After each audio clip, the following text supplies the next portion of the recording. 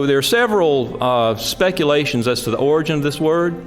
The most common probably is the one Huguenot, which is Old French for one who walks at night, primarily because these Protestants, these Calvinists, had to worship in the secrecy of night.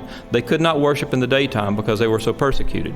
Another one is Eidgenossen, it's German, or Eidgenossen, Old Flemish, meaning oath fellow or confederate bound by oath. These were seen as Confederates, as people who were against the church, who were trying to secede from the mainline government in France by overthrowing the king and some other ways, and I'll show you how they did that later. And another one is Huguenots, is Old Flemish, meaning house fellows, because they met in certain houses in the secrecy of night. They did not have churches or meeting houses that were acknowledged by the public. They had to meet secretly at night because they were so oppressed by the Catholic Church in the 16th century.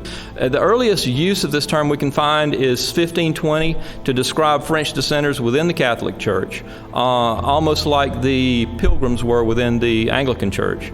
These primarily were followers of the interpretations of Martin Luther. Huguenot, when it first came about, was a very derogatory term. It's not a term that they liked to have applied to them. It was used by Catholics to describe the dissenters in both France and Holland. So had you been a French Protestant in the 16th century, the term Huguenot was almost offensive.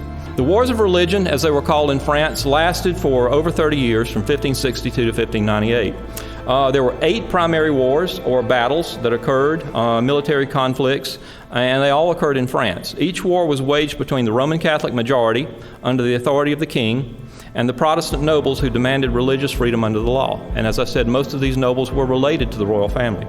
France and Spain were bastions of Catholicism, unlike most of Europe at that time, which was starting to convert to Protestantism. England, Switzerland, Germany, all these countries had started a progression and were more tolerant to dissenters in the church, but France and Spain were not.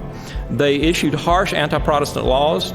These were passed, and numerous massacres of the Huguenots, sanctioned by the Pope and carried out by the French military, occurred during this time period. For the next 60 years, there was relative peace in France and equality between the Protestants and Catholics.